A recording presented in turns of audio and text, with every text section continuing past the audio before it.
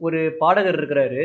அவருடைய தொழிலே வந்து பாட்டு பாடுறது. அவர் வந்து இசை கச்சேரிகளுக்கு போய் பாட்டு பாடி பாடுறது தான் அவருடைய தொழில். ஸோ அவர் வந்து ரொம்ப ஃபேமஸானவரு. அவர் வந்து எப்பயுமே வந்து பயணத்திலே இருப்பாரு. டிராவல்லே இருப்பாரு. ஸோ அதனால வந்து ஒரு நாள் வந்து அது மாரி தான் வந்து அவர் ஒரு ஒரு இடத்துக்கு வந்து அ ப 1 வாரம் போக வேண்டியிருக்கு. அதனால வந்து அவர் வந்து ஃப்ளைட்டுக்கு போறதுக்கு முன்னாடி அவருக்கு வந்து 1 மணி நேரம் டைம் இருக்குது. ஸோ அவர் என்ன பண்றாரு, வீட்ல வந்து ரிலாக்ஸ் ஆகுறதுக்காக ஒரு ஃபேமஸான ஒரு ஒரு ஃபேமஸான ஒரு பெண் பாடகியோட பாட்ட போட்டு கேட்டுட்டு இருக்கிறாரு. அப்ப வந்து அவங்க ஒய்ஃப் என்ன பண்ணிட்டு இருக்காங்க, இவருக்கு வந்து வெளிநாட்டுல போய் 1 வாரம் இருக்க போறாரு. வெளிநாட்டு சாப்பாடு சாப்பிட்டா அவருக்கு உடம்புக்கு ஒத்துக்காது. அதனால என்ன பண்றாங்க, அவங்க வந்து அவருக்காக வந்து உணவ தயாரிக்கிறது. இந்த பருப்பு, மசாலா பொடி இந்த மாரி பொடிகள வந்து தயாரிக்கிறது, அத வந்து பேக் பண்றது, அந்த மாரி விஷயத்துல வந்து அவங்க பிஸியா இருக்கிறாங்க. அந்த விஷயங்கள அப்போ வந்து என்ன பண்றாங்க, மிக்ஸிய போட்டு அரைச்சு அந்த மாரி வேலைகள்லாம் பண்ணிக்கிட்டு இருக்கிறாங்க. அதே மாரி அப்ப இடையில அவர்ட்ட என்ன சொல்றாங்க, "ஏங்க இது வந்து இந்த பொடி, இது வந்து இங்க வச்சிருக்கேன். இத இப்படி யூஸ் பண்ணணும், அப்படி யூஸ் பண்ணணும்" அப்படின்னு சொல்லி அவருக்கு வந்து இன்ஸ்ட்ரக்ஷன்ஸும் குடுத்துட்டே இருக்கிறாங்க. அவருக்கு வந்து கொஞ்சம் எரிச்சல் ஆயிருது. அந்த மிக்ஸி சத்தத்த கேட்டு எரிச்சலாகுது. ஒய்ஃப் இடையில இப்படி இது அவருக்கு இன்ஸ்ட்ரக்ஷன் குடுக்குறாங்க இல்லையா? அத கேட்டவுனே அவருக்கு வந்து கொஞ்சம் எரிச்சல் ஆயிருது. உடனே அவர் ஒய்ஃப்ட்ட வந்து எரிச்சலான வாய்ஸ்ல சொல்றாரு, இந்த பாடகி எவ்வளோ அழகா பாட்டு பாடுறா! உன்னால கொஞ்சம் வாய மூடிட்டு இருக்க முடியாதா?" அப்படிங்கிறாரு. உடனே மனைவிக்கு வந்து ரொம்ப அப்செட் ஆயிருது. அவங்க என்ன சொல்றாங்க, "ஆமா, அவ தான் வந்து உங்களுக்கு வந்து இந்த பொடிலாம் அரைச்சு குடுக்க போறாளா?" அப்படின்னு சொல்லி கேட்குறாங்க. ஸோ இந்த கணவன் மாதிரி நம்ம என்ன பண்றோம், இந்த உண்மையான நிலவரத்த புரிஞ்சுக்கிறது கிடையாது. அதாவது ஒரு ஒரு நபரினுடைய முக்கியத்துவத்த நம்ம புரிஞ்சுக்காம என்ன பண்றோம், ஆ குறை காண்றோம். கணவன் மனைவி மேலயும், மனைவி கணவன் மேலயும், பெற்றோர்கள் குழந்தை மேலயும், குழந்தைகள் பெற்றோர் மேலயும், மாமியார் மருமகள் மேல, மருமகள் மாமியார் மேல, அப்புறம் ஆஃபீஸ்ல வந்து கூட வேலை பார்க்குறவங்க மேல, இந்த மாரி வந்து நம்ம வந்து குறை காண்டுகிட்டே இருக்கிறோம். எதனால? உண்மையான நிலவரத்த புரிஞ்சுக்காம. அ அ அதாவது ஒரு ஒரு ஒரு ஒரு ஒரு ஒரு ஒரு நபர் இருக்கிறார்னு வச்சுக்கோங்களேன். அந்த நபர் வந்து நமக்கு எவ்வளவு முக்கியமானவர் அப்படிங்கிறத வந்து நம்ம புரிஞ்சுக்கணும். சரிங்களா? அப்படி நம்ம புரிஞ்சுக்கலைன்னு வச்சுக்கோங்களேன், அப்ப வந்து நம்ம வந்து குறை காண்றத குறை காண ஆரம்பிச்சுருவோம். ஒரு எப்பயுமே என்ன பண்றோம், நம்ம வந்து ஒரு நபர் வந்து நமக்கு வாழ்க்கையில வந்து எவ்வளவு முக்கியம் அப்படிங்கிறத வந்து நம்ம புரிஞ்சுக்காத சமயத்துல வந்து குறை காண ஆரம்பிக்கிறோம். சம்டைம்ஸ் என்ன நினைக்கிறாங்க ஒரு சிலரு, அ இவருக்கு பதிலா வேற யாராவது ஒரு நபர் அந்த இடத்துல இருந்தா நல்லா இருக்குமே அப்படின்னு நினைக்கிறாங்க. ஆனா அவங்களுக்கு அது புரியுறது கிடையாது. அவருக்கு பதிலா வேற யாராவது நபர் அந்த இடத்துல இருந்தாங்கன்னா, அவங்க வாழ்க்கை இன்னும் மோசமா இருக்கும் அப்படிங்கிறத வந்து அவங்க புரிஞ்சுக்கிறது கிடையாது. ஸோ நம்ம வந்து உண்மை நிலவரத்த புரிஞ்சுட்டோம்னு வச்சுக்கோங்களேன், நம்ம வந்து மத்தவங்க மேல வந்து குறை கண்டுபிடிக்க மாட்டோம். ஒருவேளை மத்தவங்க வந்து கொஞ்சம் ஏதோ முன்ன பின்ன குறையோட இருந்தா போனா கூட, அத வந்து ஒரு பூத கண்ணாடி வச்சு நம்ம பெருசுபடுத்தி பார்த்து சண்டை போட்டு தகராறு பண்ண மாட்டோம். சரிங்களா? ஸோ அதனால வந்து ரொம்ப ரொம்ப முக்கியமான விஷயம். அம் நம்மள நம்மள சுத்தி இருக்கிறவங்களுடைய அ உண்மையான வேல்யூ, அவங்களுடைய அம் உண்மை நிலவரத்த நம்ம புரிஞ்சுக்கிட்டோம் அப்படின்னா, இப்ப இந்த உதாரணத்துக்கு பார்த்தீங்கன்னா, இந்த கதையில என்ன நடக்குது? இந்த கணவர் என்ன பண்றாரு? அவருக்கு வந்து உண்மை நிலவரம் புரிய மாட்டேங்குது. அவங்க ஒய்ஃப் தான் வந்து அவருக்கு வந்து தேவையான விஷயங்கள பார்த்து பண்ணிட்டு இருக்கிறாங்க. இவர் வந்து ஒரு பாட்ட கேட்டுக்கிட்டு, அந்த பாட்டு நல்லா இருக்கு அப்படின்னு சொல்லி புகழ்ந்துட்டு இருக்கிறாரு. அவருக்கு உண்மை நிலவரம் புரியல. அந்த பாடகி வந்து இவருக்கு வந்து அ அ அவர கவனிச்சுக்க போறது கிடையாது. கடைசியில வந்து உண்மை நிலவரம் என்ன? இவங்க ஒய்ஃப் தான் வந்து இவருக்கு வந்து எல்லாத்தையும் இவர கவனிச்சு, இவர பார்த்து கவனிச்சுட்டு இருக்கிறாங்க. ஸோ ஆக மொத்தம் அந்த உண்மை நிலவரத்த நம்ம புரிஞ்சுக்கிட்டோம் அப்படின்னா, நம்ம வந்து தேவையில்லாம வந்து மத்தவங்க மேல வந்து குறை கண்டுபிடிச்சு தகராறு பண்ண மாட்டோம். சரிங்களா?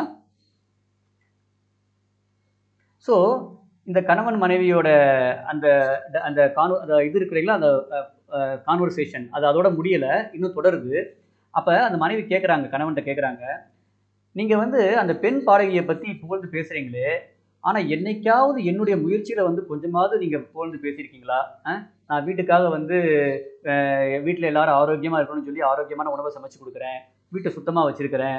குழந்தைகளோட வந்து நேரத்த செலவு பண்றேன். குழந்தைங்க வந்து உங்கள வந்து மிஸ் பண்ணக்கூடாது. உங்கள நினைச்சு ஏங்கிறக்கூடாது அப்படிங்கிறதுக்காக குழந்தைகளோட நேரத்த நான் டைம் ஸ்பெண்ட் பண்றேன். அ நம்ம வீட்டுக்கு வர யாரா இருந்தாலுமே, நான் பண்ற என்னுடைய முயற்சிகள் எல்லாம் பார்த்து என்ன ரொம்ப பாராட்டுறாங்க. ஆனா நீங்க ஒரு தடவ கூட என்ன வந்து பாராட்டுனதே கிடையாதே அப்படிங்கிறாங்க. அப்பதான் கணவனுக்கு வந்து அப்படியே ஒரு ஆட்டம் காணுது அப்படியே. அந்த மனைவி சொன்ன அ அ அந்த சொற்கள்ல இருந்த உண்ம வந்து அவருக்கு அப்பதான் வந்து உரைக்குது. அவரு அப்பதான் உணர்றாரு. அவருடைய வாழ்க்கை வந்து ஸ்மூத்தா போயிட்டு இருக்கு. அப்படின்னா அதுக்கு முக்கியமான காரணம் வந்து அவர் மனைவி அப்படிங்கிறது வந்து அவருக்கு தெரிய வருது. உடனே அவர் என்ன சொல்றாரு, "என்ன மன்னிச்சுக்கோ. நான் வந்து நிஜமாவே வந்து உன்னுடைய வந்து இப்பதான் வந்து உன்னுடைய முயற்சிகள் நம்ம குடும்பத்துக்காக எவ்வளவு முயற்சிகள் போடுற, என்ன பண்ற அப்படிங்கிறது வந்து எனக்கு இப்பதான் வந்து என்னால உணர்ந்துக்க முடியுது. நீ வந்து என் மேலயும் நம்ம குடும்பத்து மேலயும் வச்சிருக்கக்கூடிய அன்புக்கும், அந்த கவனிப்புக்கு வந்து ரொம்ப நன்றி அப்படிங்கிற மாதிரி சொல்கிறாரு. உடனே ஒய்ஃப் வந்து சிரிச்சுக்கிட்டு அதெல்லாம் பரவாயில்ல, நீங்கள் அதுக்காக சாரிலாம் சொல்ல வேண்டாம் அப்படின்னு சொல்லிடுறாங்க. அப்புறம் கணவர் கொஞ்ச நேரம் கழித்து அவர் வந்து தயங்கி தயங்கி சொல்கிறாரு, நானும் உங்ககிட்ட ஒரு விஷயம் சொல்லணும் அப்படிங்கிறாரு. உடனே ஒய்ஃப் கேட்குறாங்க, என்னன்னு சொல்லுங்க அப்படிங்கிறாங்க. உடனே கணவர் சொல்கிறாரு, எல்லாருமே என்னுடைய பாட்டை வந்து பாராட்டுறாங்க.